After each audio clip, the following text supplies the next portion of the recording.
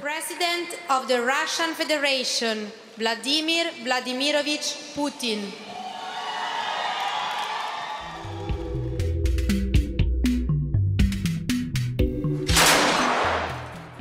European sanctions against Russia over its role in the ongoing conflict in Ukraine will expire on July 31st, pending a decision by the European Union. That decision will come later in June during an EU meeting.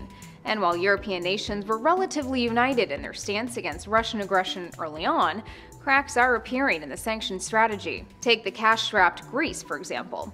In April, Russian President Vladimir Putin hosted the newly elected Greek Prime Minister Alexis Tsipras in Moscow. While there, Tsipras called for an end to European sanctions against Russia, warning they'll lead to a new Cold War.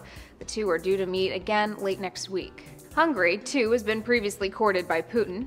In February, Putin visited Hungary's Prime Minister Viktor Orbán in Budapest and hashed out an extension of the country's gas supply deal. More recently, Putin visited Italy and wasted no time expressing his dismay with European sanctions. There's a common theme with all these bilateral meetings: money. It's part of Putin's strategy to woo European nations through their economies. While Western sanctions against Russia have undoubtedly had a negative effect on the country, Russian trading partners have also taken a hit. Were the sanctions to be lifted, it would mean both more money and more energy for some of the EU's more economically vulnerable nations. The strategy makes sense. The EU will need a unanimous agreement if it wishes to renew current sanctions on Russia.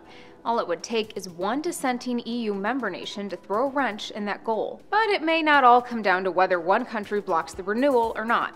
The Wall Street Journal recently reported the EU is considering simply extending the sanctions at their summit later this month without a debate first, essentially pushing off further discussion until January. So what happens if the EU fails to renew sanctions? That leaves the US. The Obama administration, which has led the charge in doling out sanctions to Russia, may feel pressured to either ramp up its own sanctions or scramble to reunite the European bloc. Underpinning all of the sanctions discussion will be the conflict in Ukraine, which continues to see skirmishes between government and pro-Russian separatist forces, despite a ceasefire agreement made in February.